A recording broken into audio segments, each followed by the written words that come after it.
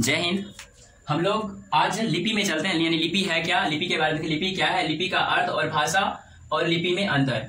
ठीक है, तो हम लोग देख रहे हैं लिपि क्या है। लिपि क्या है, लिपि का अर्थ, भाषा और लिपि में अंतर। ठीक है, अब हम इसमें देखें लिपि, लिपि का परिचय, यानी लिपि का परिचय, इंट्रोडक्शन ऑफ क्या है, script, script, INTRODUCTION, introduction of SCRIPT, script. ठीक है, चले, किसी भाषा के लिखने, किसी भाषा के लिखने यानी लिखावट की जो विधि का प्रयोग सदियों से की जा रही है लिपि कहते हैं, या बोली जाने वाली भाषा को लिखने के लिए जिस चिन्ह का प्रयोग किया जाता है उन्हें लिपि कहते हैं। दोबारा देख लेते हैं, लिपि का परिचय, किसी भाषा के लिखने लिखावट की जो विधि का प्रयोग सदियों से की जा रही है लिपि कहते हैं, या बोली जाने वाली भाषा को लिखने के लिए जिस चिन्ह का प्रयोग किया जाता है उन्हें लिपि कहते हैं। लिपि का अर्थ, meaning of script, meaning of script, meaning of script, यानी लिपि का अर्थ क्या है। लिपि का अर्थ किसी भाषा की लिखावट, लिखने का ढंग, यानी किसी भाषा की लिखावट यानी लिखने का ढंग तथा विचारों को व्यक्त करने के दो माध्यम हैं। यानी किसी भाषा को लिखने को दो माध्यम, यानी उस भाषा को लिखने और व्यक्त करने की जो दो माध्यम है, वह दो माध्यम है लिखित और मौखिक, यानी लिखकर और मौखिक यानी बोलकर। ठीक है, लिखकर यानी लिखित यानी लिखकर, और मौखिक यानी बोलकर। ठीक है, यानी बोलकर, दो माध्यम से हम लोग लिखकर और बोलकर। चलिए अब इसमें चलते हैं तीसरा में, लिपि का परिभाषा क्या है, डिफिनीशन ऑफ स्क्रिप्ट। ठीक है, तो इसमें चल रहे हैं, लिपि मानव जाति के लिए उसके विचारों का संचार है। लिपि क्या है, मानव जाति के लिए उसके विचारों का संचार है। अर्थात किसी भी भाषा को लिखने की विधि को लिपि कहते हैं। यानी लिपि जो है मानव जाति के लिए उसके विचारों का संचार है, अर्थात किसी भी भाषा को लिखने की विधि को लिपि कहते हैं।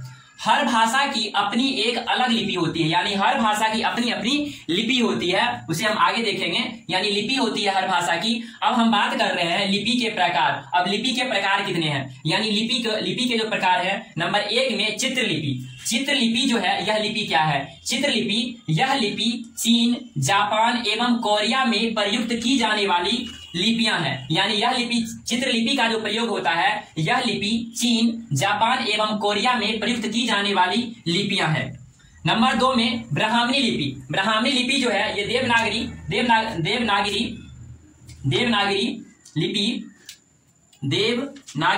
लिपि जो दक्षिण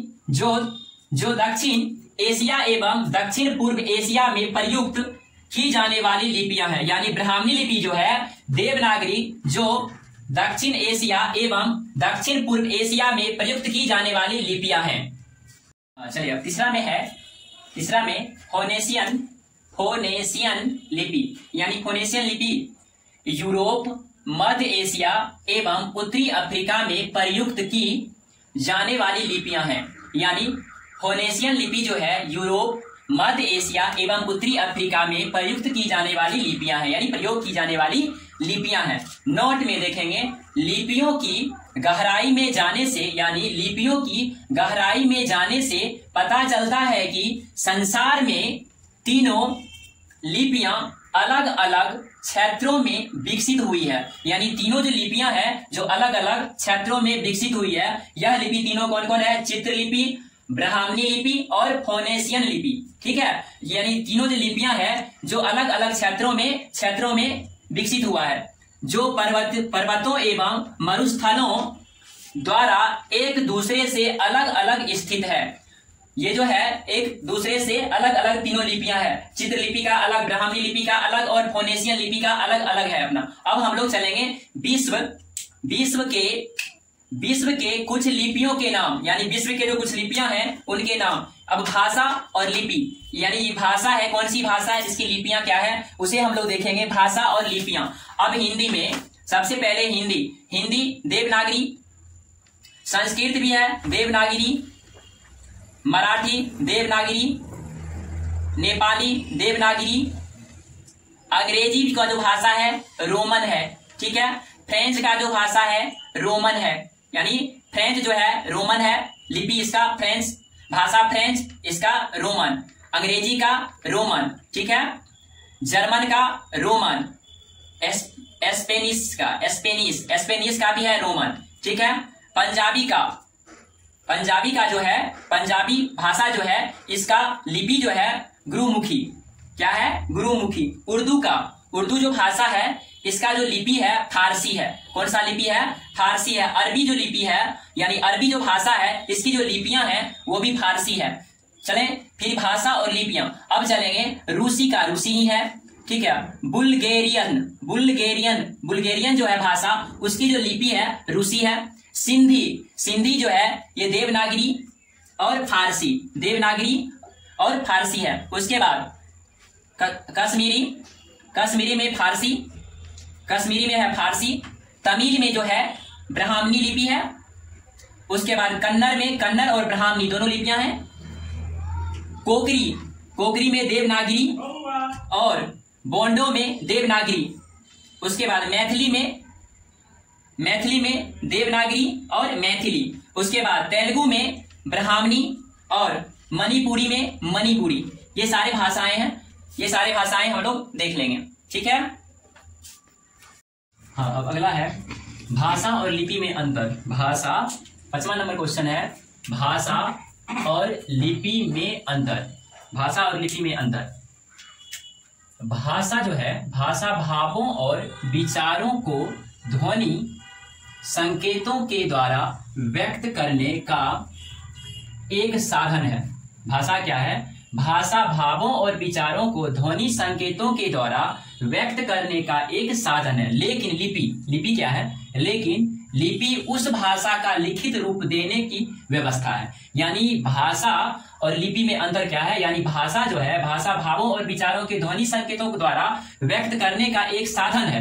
लेकिन लिपि जो है, लिपि उस भाषा का, जो भाषा हम बोलते हैं उसे लिखने का एक रूप है, यानी लिखित रूप है, उस भाषा का लिखित रूप है। जो हम बोलते हैं, जो भाषा हम बोल रहे हैं उसे जो लिखने की जो कला है, जो लिखते हैं उसे हम लिपि कहते हैं, ठीक है। लिपि यानी लिखने की कला को लिपि कहते हैं। अब चलिए भाषा और लिपि में अंतर, यानी भाषा जो है बोलना और लिपि जो है लिखना। अब चलिए, पहले भाषा विकसित होते हैं, यानी पहले भाषा क्या होता है, विकसित होते हैं, उसके बाद लिपि बनती है। यानी भाषा जो है पहले विकसित होता है और विकसित होने के बाद वह भाषा एक लिपि बन जाती है, ठीक है। यानी पहले भाषा विकसित होता है, उसके बाद भाषा एक लिपि बन जाती है। चलिए, भाषा स्वतंत्र रूप में होती है। भाषा जो हम जो बोलते हैं वो स्वतंत्र रूप में है, लेकिन जबकि लिपि भाषा पर आधारित होती है, जबकि लिपि भाषा पर आधारित होती है।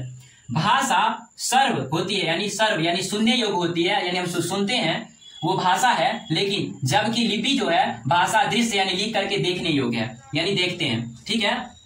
चलिए अब उदाहरण पे हम आधारित देखते हैं। वह जाता है, यानी हम बोल रहे हैं वह जाता है, यानी हम बोल रहे हैं जो सुनने योग्य है, वह हम बोल रहे हैं जो सुन रहे हैं, यानी भाषा। इस वाक्य की भाषा हिंदी है, यानी जो हम बोल रहे हैं इस वाक्य की जो भाषा है हिंदी है, जबकि लिखी जाएगी, जिसकी लिपि जो होगी वह देवनागरी होगी, ठीक है। इसकी लिपि जो होगी देवनागरी। जो भाषा हमने लिखे हैं उस भाषा का जो लिपि में अगर हम चलते हैं, यानी इस भाषा जो हम लिखे हैं, ये भाषा जो हम बोले हैं, बोल करके जो लिखा गया है, इस भाषा को जो लिपियां होगी ना वो देवनागरी लिपि होगी। जो हिंदी में लिखे हैं देवनागरी होगी। चलिए अब हम एक और क्वेश्चन दो इसमें रखे हैं, क्वेश्चन को देख लेंगे।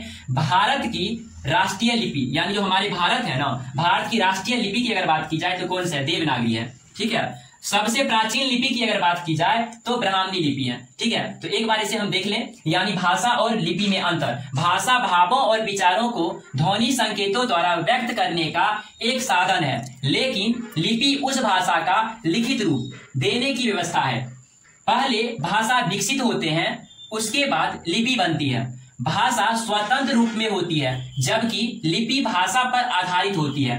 भाषा सर्व होती है, जबकि लिपि भाषा दृश्य है।